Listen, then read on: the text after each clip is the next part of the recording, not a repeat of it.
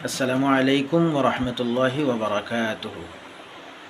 অনেকেই প্রশ্ন করে থাকেন, ইমামের পিছনে মুক্তাদি কি সূরা ফাতিহা পড়বে? দেখেন, এটা একটি ইজতিহাদি মাসআলা। কোরআন হাদিসের ব্যাখ্যা বোঝার মধ্যে পার্থক্য আছে। হানাফি মাযহাব মতে ইমামের পিছনে মুক্তাদি আলাদা করে সূরা ফাতিহা পড়বে না, কারণ আল্লাহ তাবারক ওয়া তাআলা বলেন, ওয়াইজা কুরিয়াল কোরআন ফাসতামিউ লাহু ওয়ানসিতু লাআল্লাকুম তুরহামুন। অর্থাৎ যখন কোরআন পড়া হবে তখন মনোযোগ দিয়ে তোমরা শোনো এবং চুপ থাকো, তাহলে তোমরা আল্লাহর রহমত লাভ করবে। সূরা আরাফ আয়াত নম্বর 204। এছাড়াও একটি হাদিসে এসেছে, মান কানা লাহু ইমামুন ফাকিরাতুল ইমামি লাহু কিরাআতুন।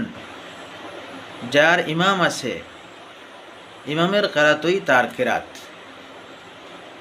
অর্থাৎ যখন নামাজ ইমামের পিছনে ইক্তেদা দিয়ে পড়বে, মুক্তাদি হয়ে পড়বে, তখন ইমাম কিরাত পড়লেই মুক্তাদির কিরাত হয়ে যাবে। মুক্তাদিকে আলাদা করে সূরা ফাতিহা হোক বা অন্য সূরা হোক পড়তে হবে না।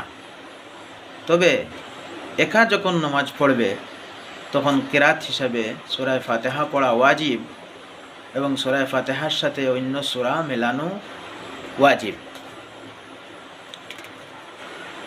এই বিষয়ে সুন্নি অন্য উলামাদের ভিন্ন মত রয়েছে, তাই পরস্পর সম্মান প্রদর্শন করা উচিত, পরস্পরের মতকে সম্মান দেখানো উচিত এবং এটা মুসলমানের জন্য আদব। আল্লাহ তাআলা আমাদের সবাইকে সুন্দরভাবে শুদ্ধভাবে নামাজ আদায় করার তৌফিক দান যেন করেন। আমিন।